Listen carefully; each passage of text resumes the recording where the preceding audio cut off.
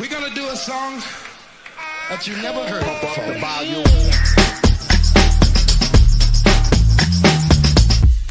Here they come and get wicked.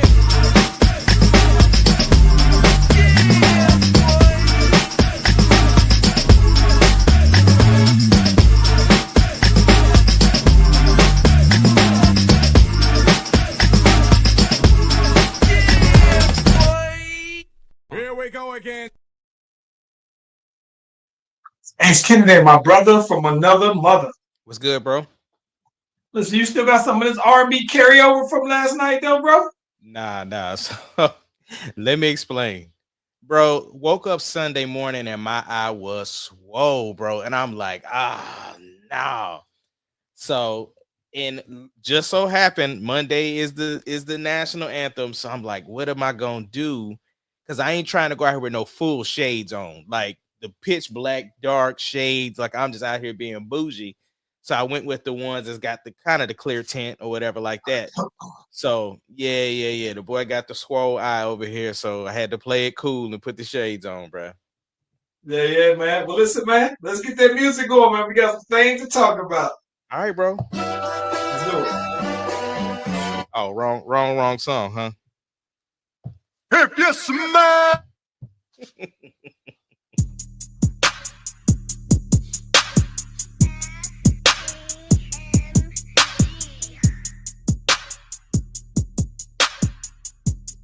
It doesn't matter what your name is. Slash Brothers Podcast, the greatest podcast of all time. The Slash Brothers Podcast, the greatest podcast. If you smell what the rock.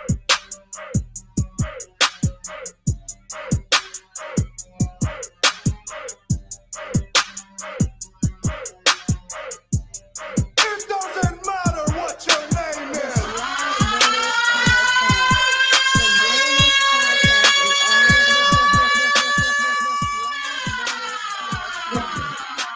the greatest podcast of all time. Hey, listen, if you haven't already, be sure to like and subscribe to the Slash Brothers YouTube and Facebook pages. We are live on both platforms at the same time. You click on the notification, you click on the bell, you get the heads up whenever your boys is doing their thing. Ace Kennedy. Hey, I got to ask you a question, man, before we start getting into the Super Bowl. Have you been keeping up with this new unrivaled 3-on-3 women's basketball? I have not. I didn't hear you. I said I have not. Okay. So one of the things that's interesting is that I've been trying to keep up with some of the highlights of it as it come up on ESPN. One of the things that I'm particularly interested in, right, is the one-on-one part of it, right? Bro, they had Skylar Diggins out there going ham on somebody one-on-one. And I'm seeing her go deep in the bag, and it's things that you would never see because of spacing. The girls actually do in the WNBA, though, bro. But I think it is very interesting because it does show a different dynamic of a girl's game. And what's crazy about it is that, I know that some of the play is what it is. I don't know necessarily that it would transfer to full court basketball. But I think it definitely shows the players' range and bag based off of the smaller court, though. And the one-on-one especially, though, it was pretty good, though. That's what's up. And what is this on? This comes on TNT, and it's unrivaled. And the one thing that's real cool about it is that it's a 3-on-3 with women's professional, right? So most of the women, all of the women are WNBA, and it was their way of basically having a professional league that was stateside so that the girls wouldn't necessarily have to always go overseas to play in the off season, though, bro. And so I don't know how long the season actually lasts. I actually caught one full game and then saw a bunch of the highlights of the others. But listen, man. Is it anywhere attached to the Big Three? I don't know if it's attached to the Big Three, which it would be a good look for them if they did, because I remember when they was trying to offer Caitlin Clark that bag to come on out there and hoop. That would make the most sense that it would, but no, it's not. Though. It's not. Yeah. But I'll tell you this though, man. One of the things that I think that it will show or could show to me I think this would be a good event for the NBA All Star to really go ones, to really go ISO, right? And you go as and not necessarily said that it's a replacement for the dunk contest, but in the same way how they've added and reinvented the skills competition, though, man, I think this could be one of them ones, though, bro. When you really get out there and see who really is them dudes 101. Yeah. Yeah. So what you want to start with first, bro? Well, let's get right on to the big Ancelotti. I could be mistaken.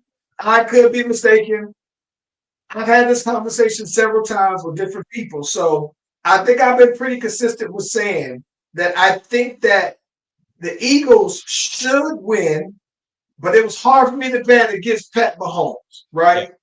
But outside of that, I thought that if the Eagles would win, that they would have to win by at least 2 touchdowns. If it was anything closer than that, I thought that that Pat Mahomes would do what Pat Mahomes do.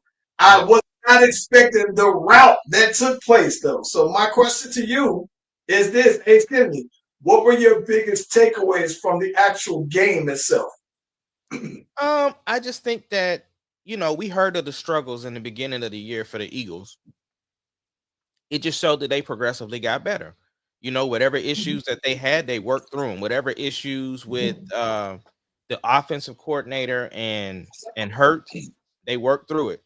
And they were a complete team. Adding Saquon Barkley was great. Obviously, you knew the receiver was great. I thought that they were calling the game a little soft for a Super Bowl. But I wasn't surprised by the outcome just because Kansas City has been skirting by a lot of teams this year. It just has been going their way. I don't think that I think these were the right teams to be there. I just think that Kansas City had a bad game, and you just can't have a bad game during the Super Bowl. I was excited to see that Xavier Worthy was doing his thing.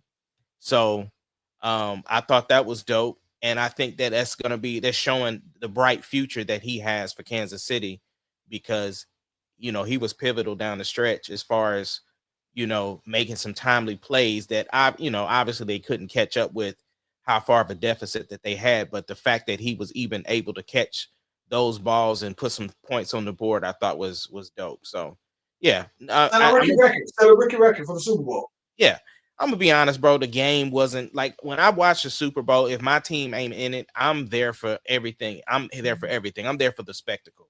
I want to see all the commercials. I want to see all the fanfare. I want to see like all the things. It's it is really. Our pastor joked and said this was an American holiday.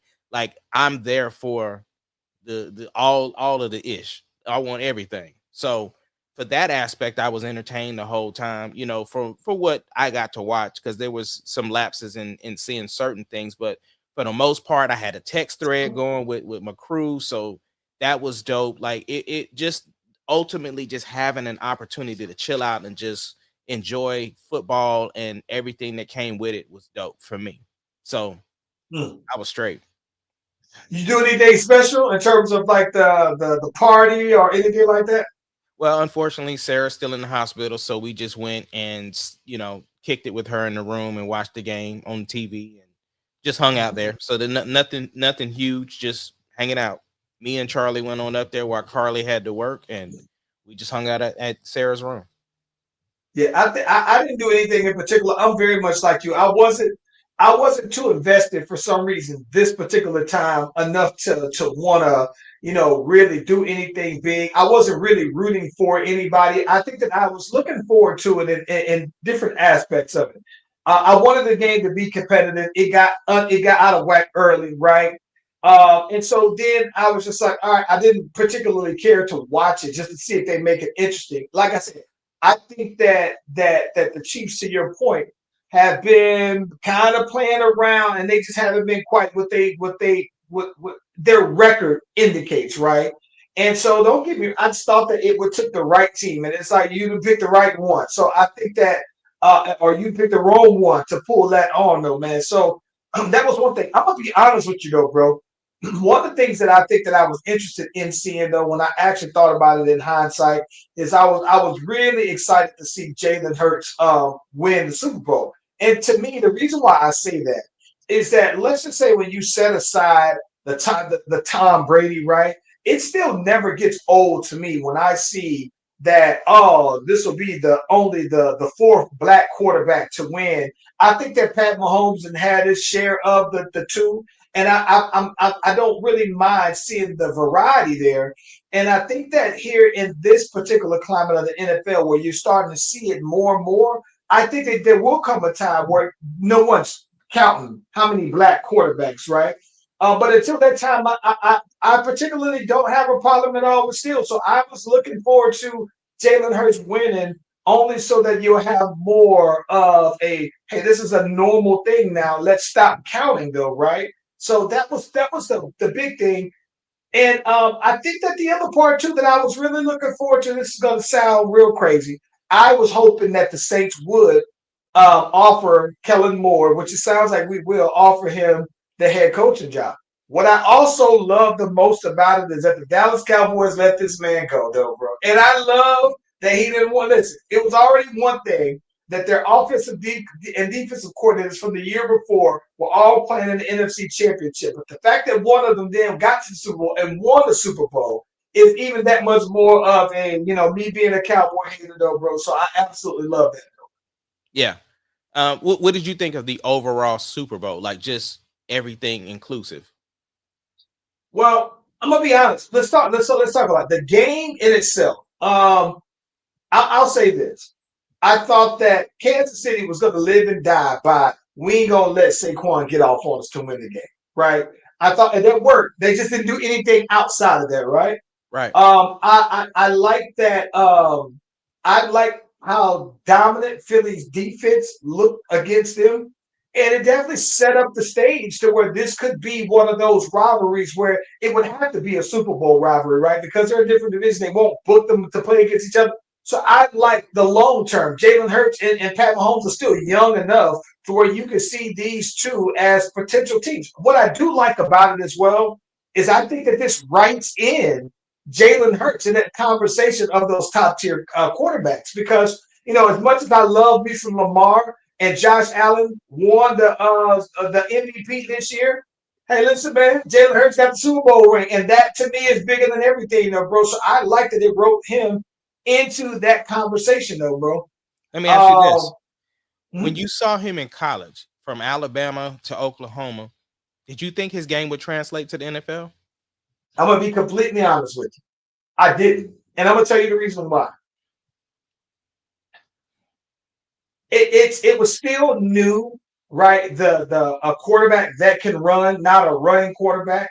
But also, I didn't think that he threw the ball particularly well. I thought that what he reminded me of was a great high school quarterback, right? Where you see these great quarterbacks who can run in high school, right? And throw. They do both. They're dual threats. And even if they're not dual threats, they're a quarterback where I'm not going to just only pass and sit here and pocket and run. And I thought that a lot of times when I saw from him from Alabama, and even when he was at OU, I just didn't think that he threw the ball particularly well. And my concern there is that accuracy is one of those things that you either got it or you don't. It's touch.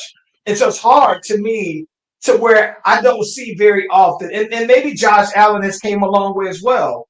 But I, for some reason, didn't see it. But it's only because I had a bigger sample size from him than maybe like a Josh Allen. Because Josh Allen, nobody saw him play at Wyoming or where he went to school at.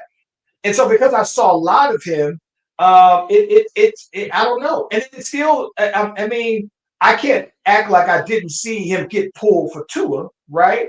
But I do think that, listen, it goes to show how far hard work can get you because he got pulled for Tua. Tua is in and out of injuries, and now this man didn't won a Super Bowl, though, bro. Listen, I like Jalen Hurts because he's from Texas, though. So I typically like most players from Texas that aren't on the Cowboys. Yeah, but I also, though, he did throw well in Oklahoma. I have to disagree with you on that. Well, okay, put like this. I'm saying to me, like when I looked at his ball, his ball just does. It looks like it looks like it looks like a very good high school player. Like this is gonna sound crazy, but I never thought Tim Tebow was a great passer. I thought Mhm. he can get it done to win, right? But he was an athlete, so he would be able to win at quarterback. I thought that Jalen Hurts would not necessarily be Tim Tebow, but I thought that listen, when I saw that he got drafted in the second round, I was like, whoa, I didn't see that, right? So I thought maybe fourth round, considering, I didn't see him coming like this, though. No, no, Okay. did he? I didn't see him coming. That one caught me off guard. That one got me. That one got me. And listen, let's talk about all the other stuff, though, right? Yeah. Because I think that one of the things that is interesting is that because they were getting whipped, you didn't see very many Taylor Swift pans to the camera. I mean, from the camera on that, you didn't see her as much. I think that the one thing that I almost can appreciate, though, bro, is that here's the thing I think that's interesting, though, bro. What it reminded me of, man, is I saw when they showed when the camera went to her on the jumbo screen, some fans were booing her, right? And she just seemed so unbothered, right? And one of the things that I think that this whole season, oddly enough, made me like Taylor Swift more. I wasn't a fan one way or the other, and I probably would never listen to her music. But Taylor Swift, the person, Taylor Swift, the artist, because I think that to be able to take in all the joy when you're on camera, to take in the booze in stride, and it's like you don't bat an eye, you ain't gonna lose an ounce of sleep. It made me appreciate it because I don't see Beyonce getting that. Like that, I've never seen Beyonce get on TV and they show a bunch of people booing her, bro. No, but they are quietly booing her. Quietly, Yeah, quietly. because of course, we've had the conversation about we'll come back to the Super Bowl, but uh Beyonce winning, album of the year and winning the country album of the year or whatever on the Grammys or whatever. Man, it's just been so much back and forth about that. And I had to step back and think, bro. But before I say that, do people is it right for people to be upset that she won in a country category? Okay, I'm gonna say yes. I'm gonna say yes. You do. Like, here's what I mean. If I'm gonna let you. So Okay. what do you think first? What do you think I, I first? I honestly think people do have a right to be upset, but I think there's levels to being upset. Like Okay. if I were to see somebody post like, you know, I'm really disappointed that Beyonce, who's not a part of this genre, stepped away from what she does, comes and does might be an incredible album to other people, whatever like that. However, I still think it's a slap in the face for her to win country album of the year when you have all these other artists that live in the genre that didn't win. I can understand somebody feeling that way, right? And I'm okay with people thinking that she deserved to get it. You know what I'm saying? When you listen to her body of work compared to the other nominees' body of work, and you say, you know what? Objectively, I think that she had a better project than those people. At the same token, I've heard people say, I don't believe that her entire project was country. I think that there was some pop records on there, or I feel like there were some R&B records on there. So if you're thinking that I don't think this fit the criteria of the genre, I can understand people having that opinion. All of those are valid opinions to me, and there's no disrespect there. That's just an opinion based of objectivity of the people that were nominated with her.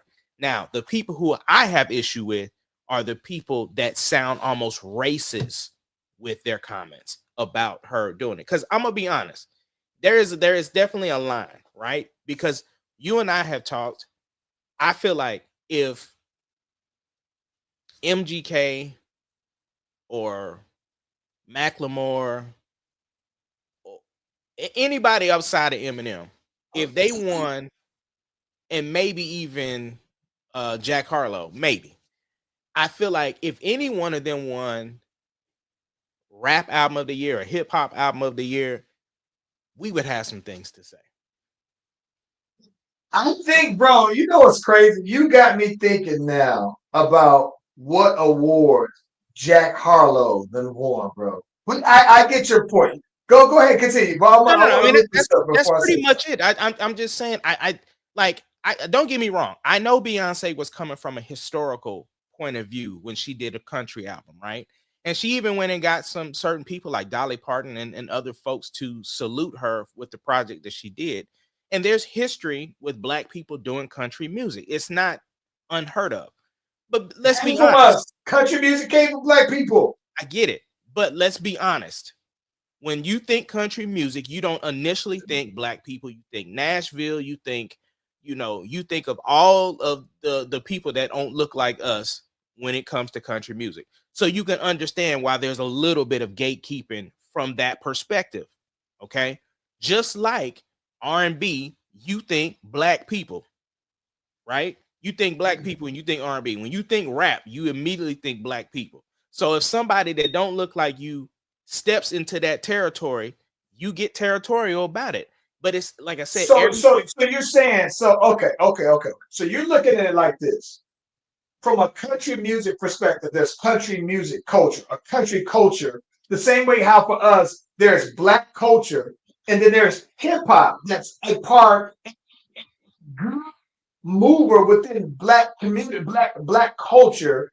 But within, I don't know if there's white culture and then there's country. But I do think country is its own culture. I do. Within American culture. I think so. Right. And so the thing is that anytime you have somebody that, like, we call it appropriations, right? Like when you come and dip into our culture and try to do something and then try to do it at a high level better than us, you feel some type of way, right? So it feels almost like you cosplaying one of us.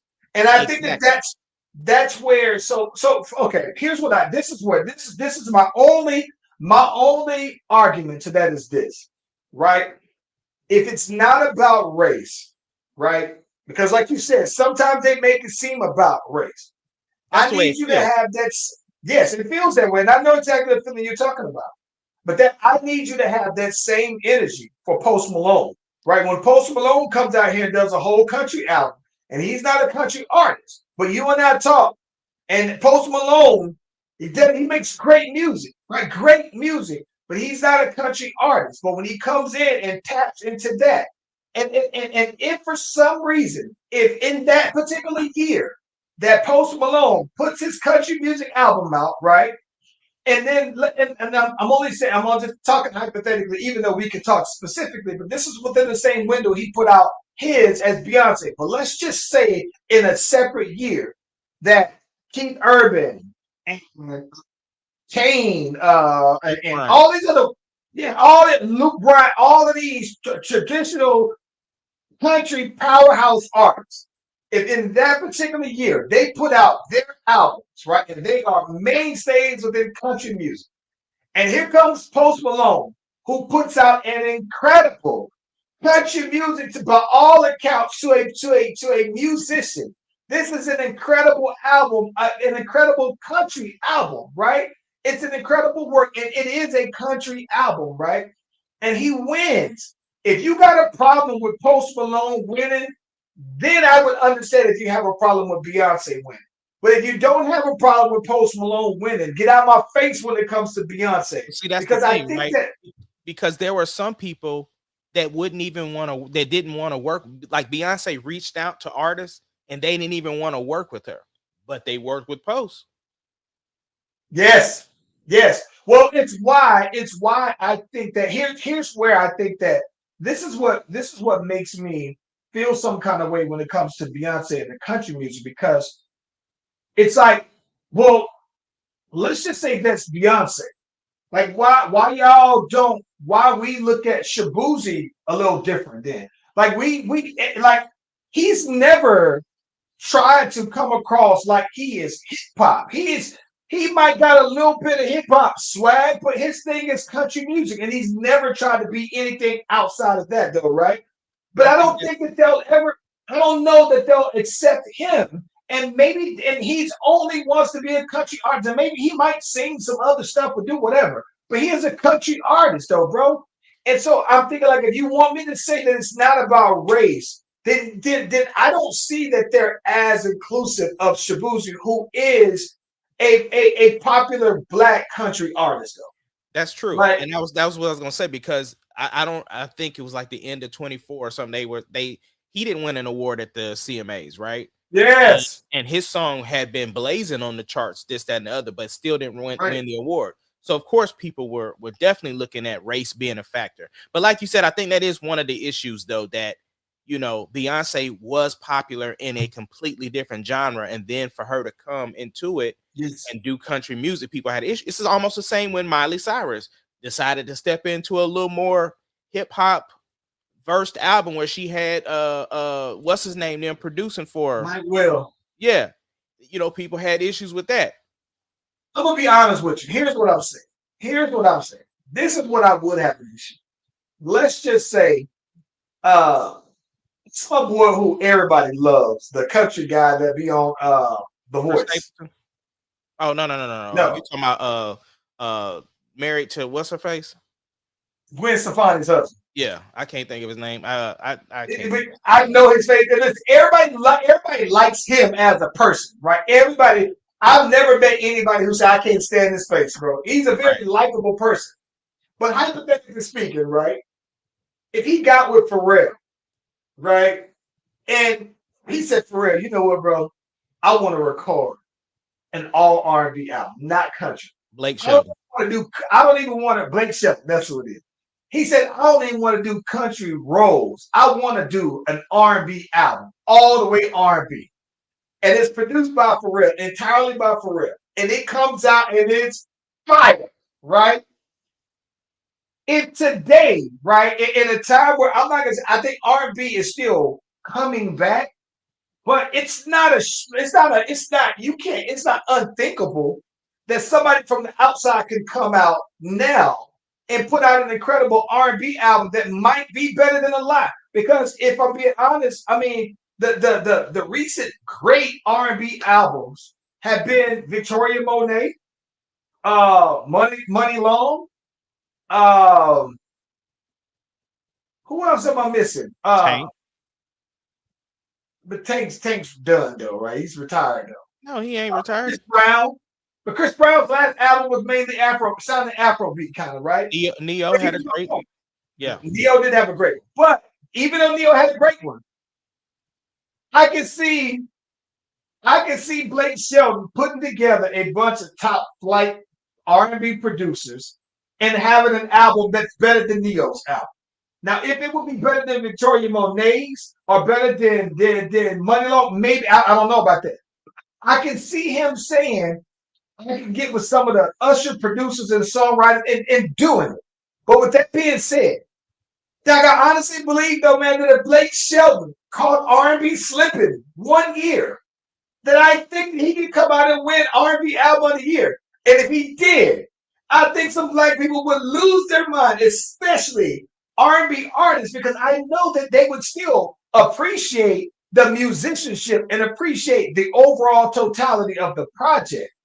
Then they'll be like, hold on now, because Tyrese would be the first one to hit, but oh yeah.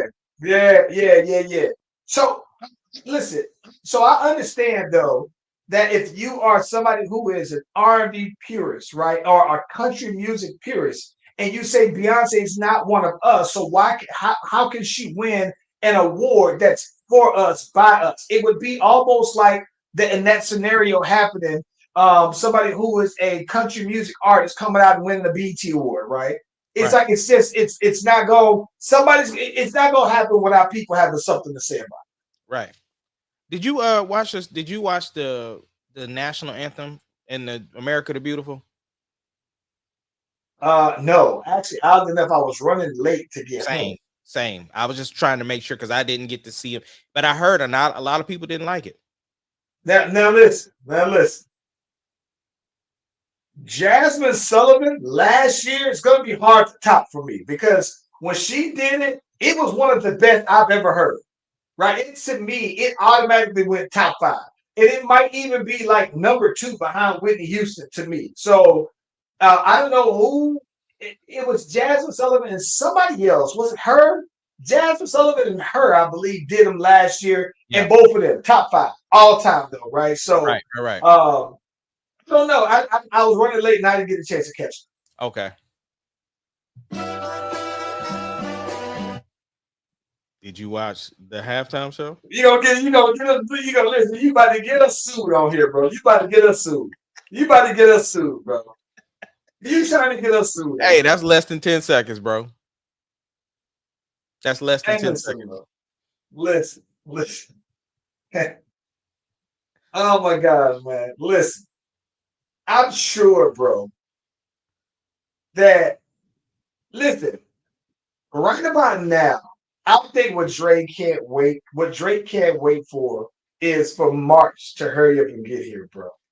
Because if you think about it, as an artist, right? The big pay days, right, in terms of you being entertaining, is a couple things, right? You got the Thanksgiving, Christmas, New Year's. You got the Super Bowl.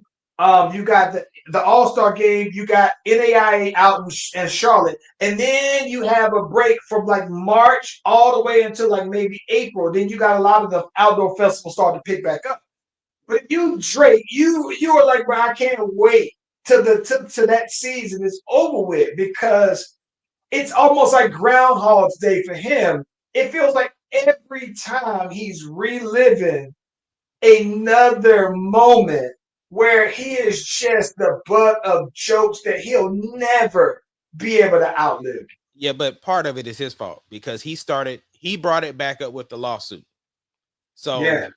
that's reigniting it. That was its own set. It made it worse. It made it worse. Yeah, but then on top of that, I don't know that March is safe for him, because if March Madness comes and they playing that song.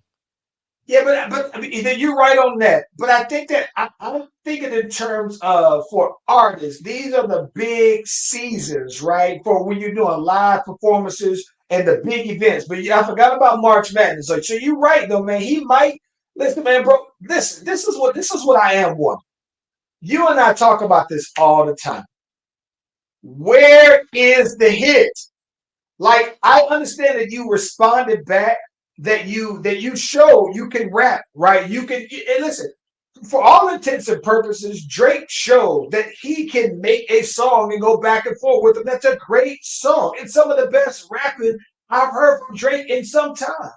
But where is the hit? Where is the follow-up? And I think that that's where Kendrick deaded the whole thing, because he had the hit. So I'm thinking, like, if you want us to not necessarily move on past it, like, where's your offering, bro?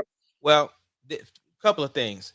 He just wasn't gonna win this round. When you got a man that won 5 Grammys and then turned around and performed at the Super Bowl, and on top of that had a Juneteenth celebration where they sang the song 5 times, you weren't gonna win that. You just weren't. But the answer to your question, he is dropping music on Valentine's Day. Well, no, I'm sorry. Party is dropping music on Valentine's Day featuring Drake. Their album is coming out. For legalities, it's not allowed to be a Drake and Party album. It has to be Party featuring Drake. Otherwise, the music wouldn't be able to come out. Why wouldn't the music be able to come out? Because he's in a lawsuit against his label. So he's unable to release music currently. So to circumvent that, Party is releasing an album featuring Drake on Valentine's Day. Here's the thing I think that's crazy about this, bro. It doesn't matter. I don't listen. Unless you're telling me that the song, the leading single from Party Next Door and Drake is the one that's gonna top the charts, bro. Like, no, you're not. Like, where are my thing is that where are the hits? Like, don't get me wrong. I appreciate that he's dropped some music, and you do that to keep some of your diehard fans still actively listening to your music. But bro, where are the God's plans? I I didn't think that first person shooter was that, but where are the club hits though, bro? It used to be right that Drake would be able to ride somebody else's feature, and then they put that song out, and it's the song, right? It's the new artist that has a Drake feature, but I'm saying, where is the hit though, bro? No, I know he got a. Well, that's the thing though. It doesn't matter. Listen, even if the Party and Drake records are fire, it's not a response. It's not going to be a response to Kendrick, and that's what people want to hear, right? So it's going to be like, bro, forget all this singing and all this lovey-dovey stuff you trying to do for Valentine's Day. Where is the response? Like, I don't got to hear him. He don't got to respond. This is the thing. I don't think that he even has to respond. I don't want to hear him respond. I don't either. I want to know that. I want to know. He can still I want to know that you can still make great music, and that to me is the thing. Like, I think he's been so busy responding that he got away from the putting the hits out though, bro. So, but with that being said, though, bro, I thought that listen, the halftime show for me was absolutely incredible. Mhm. But this is the weird part about it, though. It's incredible to me because I'm a fan of Kendrick. I told you before, it's not out the realm, but I think he's probably number 2 all time rapper, right? I think I hold him in that regards, right? I got him number 2 behind Jay-Z. I had a conversation with somebody who's never really listened to Kendrick, right? I would say one of my OGs. And I said, yeah, I've been a fan since the first time I heard him. And the first time I heard him, I heard a classic album. The same way how somebody heard Jay-Z the very first time and they heard Reasonable Doubts, and that was their thing. I said the difference to me is that I've only heard great music from Kendrick, right? And while I've only heard some great music from Jay-Z, there's some albums that maybe not somebody's favorites, right? Right.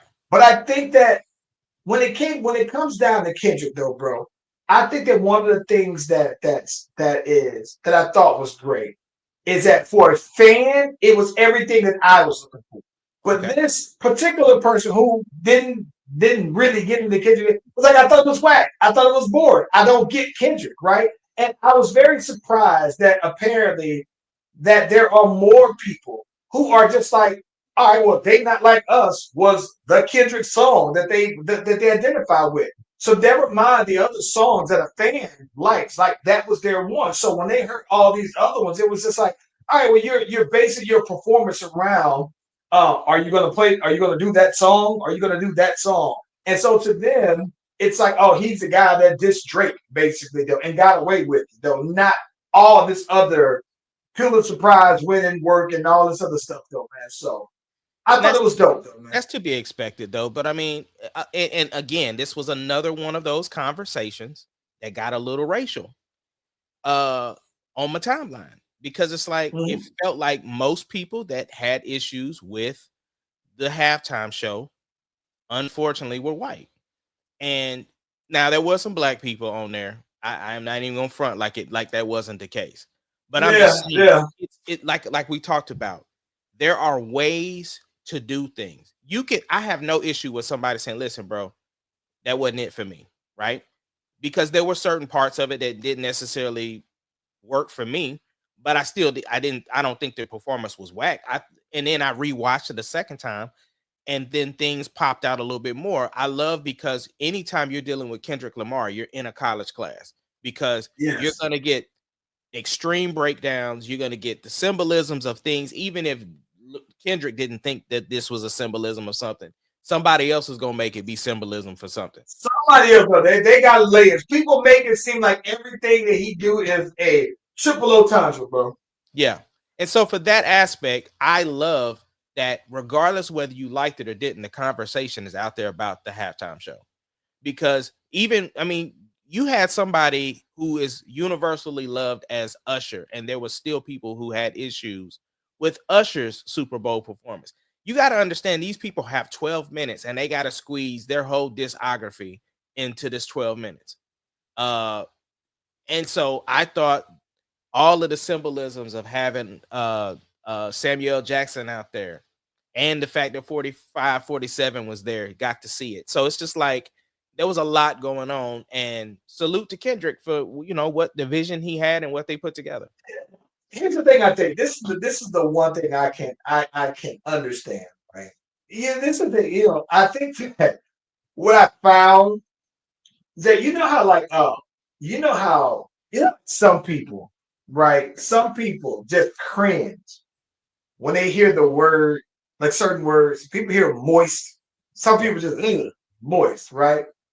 Well, I think that to certain people, woke is like they're moist, right? And so I think that what's crazy about it is that when you see somebody who's like Kendrick and you're doing something that they consider to be woke, right? And you're doing it at a point where you're just like, I just want to watch football, bro. I don't care for anything to be political. I don't care for none of that or whatever. I want to be entertained without necessarily having to have it political and everything like that. I guess on some level I can understand, right? But I think that the part that you make a good point on is when it kind of brings in race about it, right? Because it's like, don't get me wrong. You said something. You said that a universally recognized artist like Usher, right? Maybe he's that to us, but to other people, that might not be the case, right? There could very well be that that very much we is still the case for Kendrick. Like there were people literally at work that was like, I don't know who that guy was, and I didn't understand him.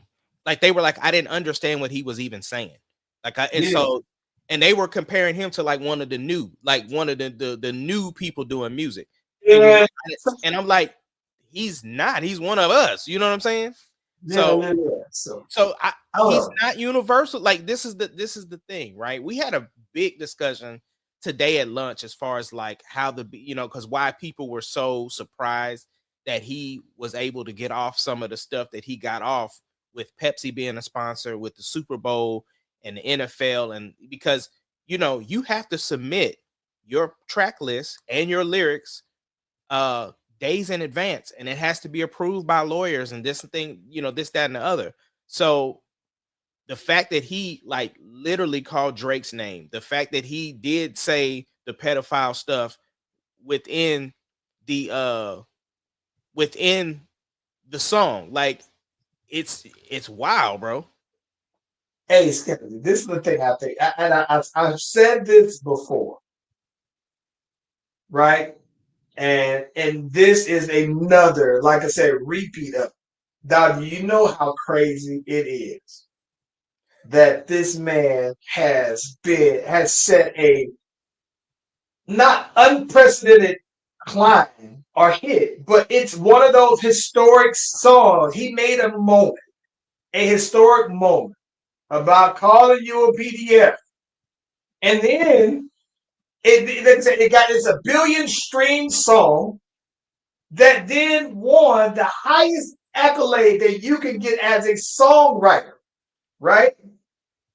And then you put them in front of 128 million people, the most viewed television event in American history. 128 people are watching.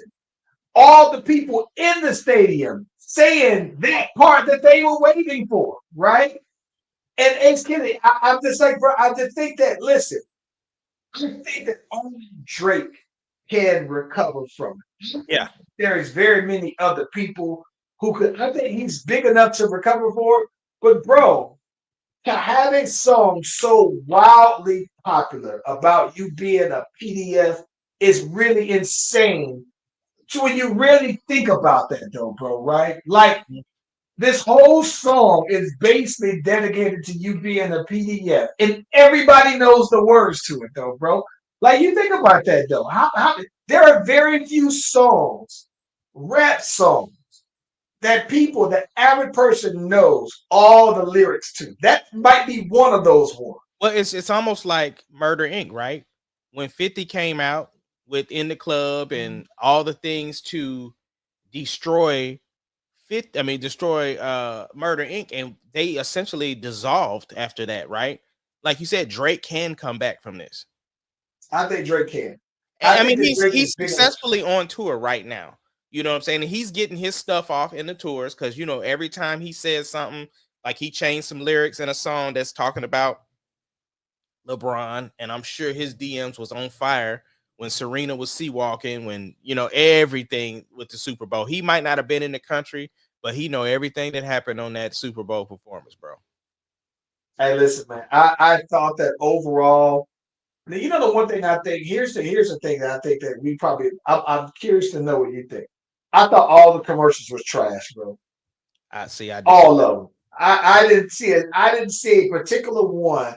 The only one that I thought that was interesting, and it was a weird interesting, was the one with the seal that looked like seal. Yeah, seal to seal. Yeah, but other than that, though, I thought all of them was just. I thought they was like regular commercials. It was no groundbreaking one that I would say like, man, like the first time you saw Puppy Monkey Baby, Yeah. or and nothing at all that I'm just like, eh. I mean, I see. I guess I watch stuff differently because all I'm saying is I just enjoyed the event, like the commercials I got to see. Because my thing is, I really didn't get to watch intently this year because I was taking care of Sarah during the Super Bowl, so Yeah. I missed a lot of stuff. You know what I'm saying? But for the stuff that I got to see, I was entertained. Am I saying that there was some groundbreaking commercials that I can quote to the T? No.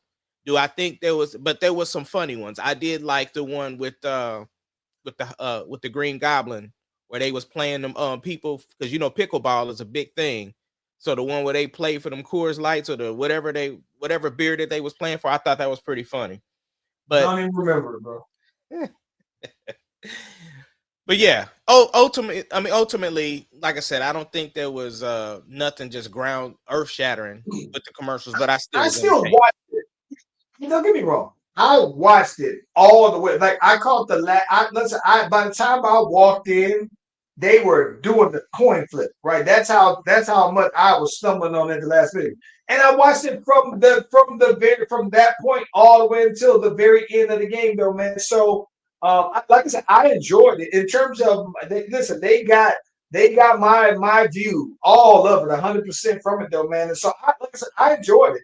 I think that like you said, I was very much into like let me just enjoy the spectacle, let me enjoy it as an event, and it was cool. I thought that it was good. I can totally see why it had as many views as it did because you had the dynamic of maybe Philly building a rivalry versus people getting tired of seeing Kansas City, right?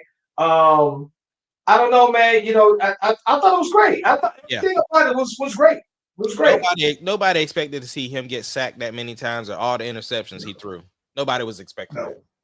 No. All right, man. Nobody. Who won the trades for the NBA, bro?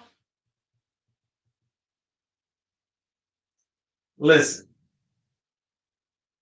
the last time we had this conversation, I think that I mentioned that I thought the Mavs won the trade, right? Because we could get all the way back into the Luka conversation, but we could skip it for that. Yeah. I thought that the Mavs won. And I thought so all the way up until a couple of days. And then I see AD comes out and he is balled out, right? I was like, oh, yeah, the Mavs clearly. Luka comes out there the other day and did his thing, and I was like, okay, he still looked fat, but he ain't that. It looks like he always looks, though, right? Then I also saw AD got hurt, non-contact injury, and I said, see, that right there is that. The Mavs are about to experience the Anthony Davis experience for themselves, where you get all of the good, all of the great, brilliant talent, but then you also get someone who seemingly is built out of paper mache, bro. Okay, now let me shoot AD some bell because I would have agreed with you if that's where the story stopped. But it's not just AD. Dallas is plagued with injuries right now. They may need to take a look. They might need to take a look at their medical staff, bro. AD, listen, did you see the injury from AD? Yeah. He isn't like he just breathed too hard. Like it was almost like, it was like nobody was around him, bro. It was when they say non-contact, nobody. No, I get it, but his injury also is stemming from the injury he had prior to coming from the Lakers. Well, It was a symptom off of it. But again, take that out the way. Kyrie's got a disc thing going on that he can go out at any time. Gafford just went out. Lively ankle is broke. He out. And then there's another person that they had that they are plagued with injuries right now. Like it's looking bad for the I don't Mavs. want to hear it. I don't want to hear it. Listen, the Pelicans had 5 guys that were out. 5 or 6 of their. I think at one point the Pelicans only had 1 starter from their original season starting lineup left out there though, bro. I don't want to hear that. And listen, my thing is that for Lively, I can totally understand that. Hey, you broke your foot. There ain't nothing you can really do about that. And don't get me wrong, there's nothing at all that AD can do that he just breathed too hard. Right, and sometimes I like, bro, AD looked like he got shot, bro. And I've been watching Bass Reeves, right? I finally started watching that, and I always die laughing because there's this thing about Western movies when someone gets shot, the West dying like Western, and they do this all throughout this, the Western death. AD looked like somebody shot him with a revolver, bro. The way he just grabbed his stomach, it was just. Listen, man. And then I find out that Joel Embiid also is now out indefinitely, bro. Yeah. Hey, what about Jimmy Buckets, man? How he look with the Golden State Warriors? He looked as reinvigorated as he should. He hasn't been playing, so he should look fresh. I saw a stat that said, and this just goes to show you how Golden State played. They said Jimmy Butler is the first Golden State Warrior to shoot 13 free throws in like consecutive games since Kevin Durant. And it's just because all the boys do is shoot threes, right? And no one who can drive. They've never had anybody who goes to the basket that play off the ball. So it's like, yeah, the fact that Jimmy Butler is the first one, the 13 free throws in consecutive games is crazy to me, though, bro. So I don't know, man. Did you happen to see Luka and LeBron play? Did you watch the highlights at least? I saw the highlights of it. What you think? Listen. I still think what I think. Like it didn't change what I think. I enjoyed it. I enjoyed it for what it was. They did go ahead and release Christian Wood, and they picked up some 7-footer. I didn't even know Christian Wood was even on the team. I didn't know he was still in the league, bro. Right, and that's the crazy thing because Christian Wood he went to the Lakers and died, bro.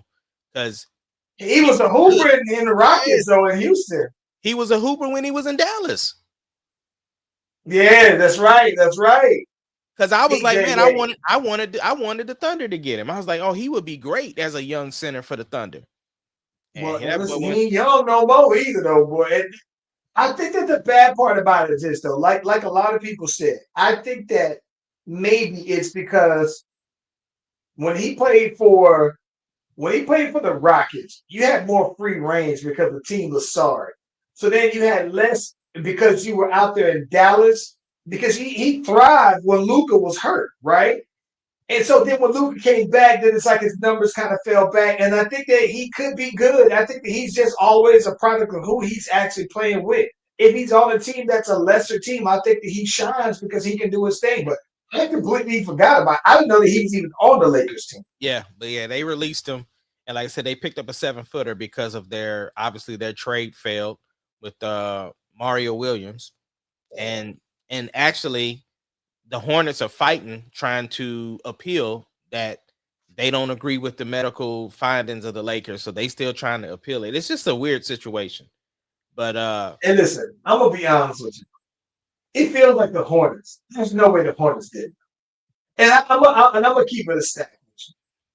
It feels like on the cool, I kind of low-key feel like the Hornets was like trying to pull a fast one. Like they tried to finesse the Lakers on that. They didn't, because the Lakers knew of his back stuff prior to the trade. They're saying that their medical findings aren't even about the back, because they knew about the back stuff. and they were still willing to give up all that stuff for him. So nah, the Hornets wasn't trying to pull no fast one on him. Listen, I think that the Hornets. Listen, maybe the Hornets. This is why I would say that, because the Hornets never reached out to the Lakers about trading him. The Lakers reached out to them, and when they was giving all of that stuff, then the Hornets was like, "Well, shoot, we can't pass this up." That they approached them. So that's here's why my thing though. Here's the reason why I'm saying. Because if he's averaging 16 and 9, and he's like under 22 years old, basically though. So ideally, right, you would think that he's under 23. I think he may be barely 23. But you would think at 23, he's averaging 16 and 9, that he got potential to average more. And I think that the Hornets, I feel like for you to let him go, even though they said, hey, is he available? Yeah, just give up, boom, boom, boom, but we can make that happen though. I just think that for that kind of size and that scoring at such a young age, he hasn't been a starter very long, right? So I just feel like you're gonna come and give up some. And don't get me wrong, I think Dalton Knecht was an excellent pickup for them. If you're saying, hey, I got some shooters and I'm gonna surround, ball. Well, I get that though. But it's just like, if you as a GM knew that a player has only played 47 games in the last 2 years, would you be willing to give up all of that stuff to Lakers? Listen, I would not if I was a Laker. I wouldn't have either. So if you're the Hornets, you thinking like, well, you can come get them, right? I can see why the Hornets. So that's why I'm like, that's not on the Hornets. But I get that the Hornets, but I just think that the Hornets also, I just feel like the Hornets also knew not just the back stuff, but I thought that the Hornets probably also thought that there was some more stuff going on. I think that they have to know. Either way, though, the Hornets didn't reach out to the Lakers. The Lakers reached out to them. So what I'm saying is, just off the general question, off of, if you're a general manager looking for a player, if I know that you're a young guy, and within the last 2 years you've only played 47 games, that's a red flag for me. I think that the Lakers thought, well, all right, here's the injury report on him. We can deal with this, right? I think that what the Lakers are probably finding out is that once they did their own independent research, the severity of it and the other stuff. That's what I'm saying. So I don't remember. The Hornets probably think like, yeah, he has the back problem. They didn't know how bad it was, right? And that's what I'm saying. So I don't know, bro. Like I'm not saying that. It feels like they was trying to finesse the Lakers. Though, that's what I'm saying, and that's where we disagree. I don't feel like it was a finesse. I feel like, listen, you called me, bro. Like we wasn't even shopping this dude. We didn't even have him out there because here's the thing. This is how you know, right? Pelinka already said, yo, the center market is dry, right? They should have went after Nurkic because he was just sitting over there in Phoenix, and they could have got him for the Lowski. Where did he go? He went to, I forgot where he got traded to, but he got traded. Send him to the Wizards. Yeah, but either way, I'm just saying, if you reached out to me and you know this dude's history as far as like him being young and the fact that he only played 47 games within the last 2 years, nah, bro, that's on you. I understand. I just think that once they actually got their own stuff evaluation, it was like, y'all ain't trying to tell us all that. Yeah, that's just like you buy. That's like, to me, that's like you buying a slight. Somebody said, yeah, let me give you a slightly used car, right? And it's running. You know what I'm saying? You can drive it right now. But then, you know what I'm saying? You about to sell it, and then you find your own mechanic. And they say, hey, man, this transmission about to go out in this car any minute. And I'm like, yeah, you can drive it up the block now. It runs, right? That's what I think that they try to do, that kind of finesse to me. Like, never mind. And the people who you buying the car can be like, hey, you came here to buy this car. No, I ain't call you about this. So. Yeah, but you also, that's a car lot. They was trying to sell it.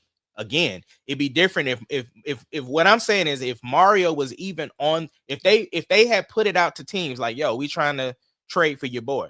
That wasn't the case. The Lakers just called and said, hey, if we were hypothetically trying to do this, would y'all be willing to entertain? And then it was like, well, we wasn't even thinking about that. But I mean, shoot, if y'all trying to offer all of that, then yeah, we'll take him.